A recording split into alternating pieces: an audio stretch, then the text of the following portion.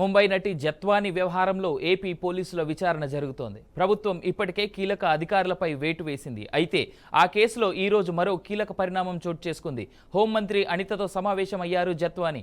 అరగంట పాటు భేటీ జరిగింది. తన మీదున్న కేసును విత్డ్రా తీసుకోవాలని హోంమంత్రిని కోరారు జత్వాని కుటుంబం. ఇక ఈ సందర్భంగా మీడియాతో మాట్లాడిన సినీ నటి జత్వాని, గతంలో పోలీసులు నా విషయంలో ఏ విధంగా వ్యవహరించారో హోంమంత్రికి వివరించాను. పోలీసులు నా విషయంలో నా ఫ్యామిలీతో దారుణంగా వ్యవహరించారని ఆవేదన వ్యక్తం చేశారు. ఏపీలో ప్రస్తుతం ప్రభుత్వం వ్యవహరించిన తీరు అద్భుతంగా ఉంది. నాకు న్యాయం చేసేలా చర్యలు తీసుకుంటున్నందుకు ఏపీ ప్రభుత్వానికి ధన్యవాదాలు తెలుపుతున్నట్టుగా వెల్లడించారు సినీ నటి జత్వాని. ఇంకా ఎక్కువ ఎంక్వైరీ కొనసాగుతుంది. నాపై తప్పుడు కేసులు పెట్టిన 3 ఐపీఎస్ అధికారులను సస్పెండ్ చేశారు. పూర్తి స్థాయిలో విచారణ జరిపిన తర్వాతే ఆ ఐపీఎస్ అధికారులను సస్పెండ్ చేశారు. ఇలాంటి ఘటనలు భవిష్యత్తులో ఇంకెవరికి జరగకూడదు. కేసును మరింత త్వరగా విచారణ చేయాలని కోరారు. నాకు జరిగిన నష్టానికి ఏపీ ప్రభుత్వం నుంచి నష్టపరిహారం కోరుతున్నాం అని పేర్కొన్నారు నటి జత్వాని.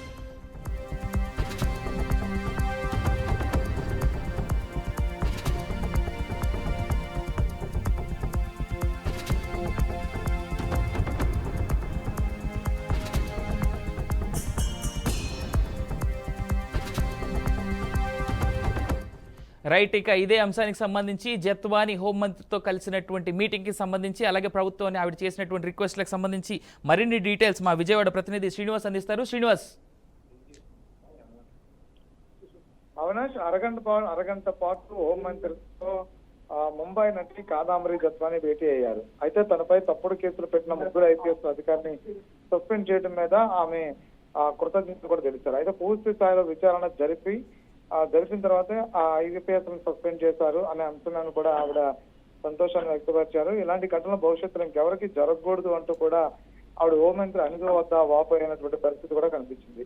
అయితే తనకు జరిగిన నష్టం ఏదైతే ఉందో ఆ నష్టానికి సంబంధించి ఏపీ ప్రభుత్వం నష్టపరిహారం ఇవ్వండి అంటూ కూడా ఆమె కోరినటువంటి నేపథ్యం కూడా చూస్తున్నాం. అంతేకాకుండా జత్వాని తరఫు నుంచి వచ్చిన లాయర్లు కూడా ఈ అంశాన్ని మీడియాతో మాట్లాడినటువంటి పరిస్థితి అయితే ఉంది. అదే గతంలో మనం చూసినట్లయితే జత్వానికి సంబంధించి ఈ కేసు అనేక మలుపులు తిరుగుతూ వచ్చినటువంటి పరిస్థితి. ఇందులో ఐపీఎస్ అధికారులు కీలక పాత్ర పోషించినట్టు కూడా ఆంధ్రప్రదేశ్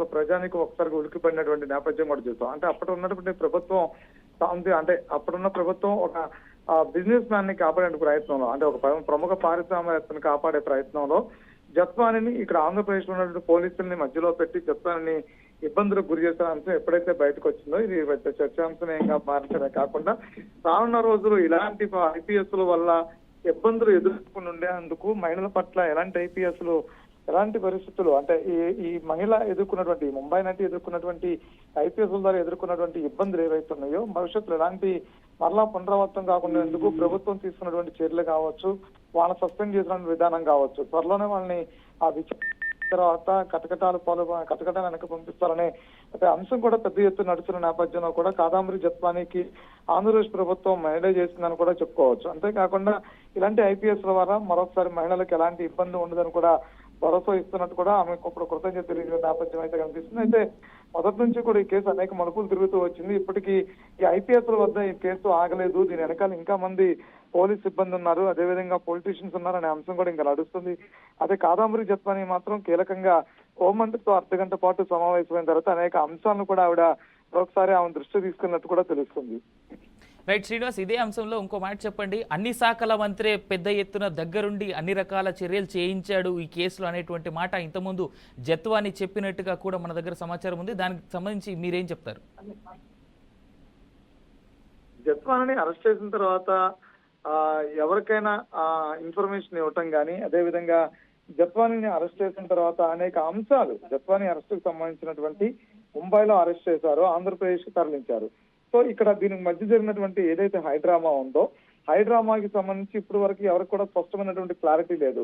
జత్వాని తాను చెప్పినటువంటి కొన్ని సందర్భాల్లో తాము మీడియా ముఖంగా చెప్పినటువంటి కొన్ని అంశాలు మాత్రమే బయట పబ్లిక్ లో మాట్లాడుకున్నటువంటి పరిస్థితి. కానీ ఇంటర్నల్ గా ముఖ్యమంత్రికి చంద్రబాబు నాయుడు కావచ్చు, అదేవిధంగా హోంమంత్రితో కావచ్చు కీలకమైనటువంటి చాలా వరకు సమాచారం కూడా ఆమె ఇచ్చినట్టు కూడా తెలుస్తుంది. అంతేకాకుండా వైసీపీ నేతలు అదేవిధంగా ఐపీఎస్ లు వ్యవహరించినటువంటి విధానం ఏదైతే ఉందో అవన్నీ కూడా ఈ ముఖ్యమంత్రి పేషికి ఇప్పటికే చేరుకున్నట్టు కూడా సమాచారం ఉంది. అయితే కొంతవరకు మాత్రమే ఈ కేసులో ఇప్పటి వరకు కూడా అంటే ఇప్పుడు ఉన్నటువంటి పరిస్థితుల్లో ఈ మహిళకు ఉన్నటువంటి జరిగినటువంటి అన్యాయం కాబట్టి దీని మీద పూర్తి స్థాయిలో రివ్యూ చేయనటువంటి అంశాలు ఇంకెందులో చాలా దాగున్నాయి అనే అంశం కూడా చర్చ నడుస్తున్నటువంటి పరిస్థితి. అయితే ముఖ్యమంత్రికి ఎలాంటి నివేదికలు ఇచ్చారు, ఇప్పటి వరకు జరిగినటువంటి విచారణ ఏంటి, అదేవిధంగా హోంమంత్రితో భేటీ, ఇది రెండోసారి భేటీ అయిన తర్వాత 2 సార్లు భేటీ అయినప్పుడు ఆ హోంమంత్రి దగ్గర తను ఏం చెప్పుకుంది, అదే విధంగా ఐపీఎస్ లు సంబంధించినటువంటి కేసులు ఎప్పుడైతే నమోదైనాయో ఐపీఎస్ లు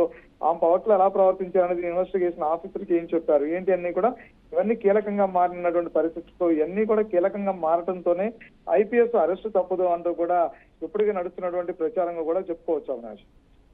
right Srinivas, thank you for the updates.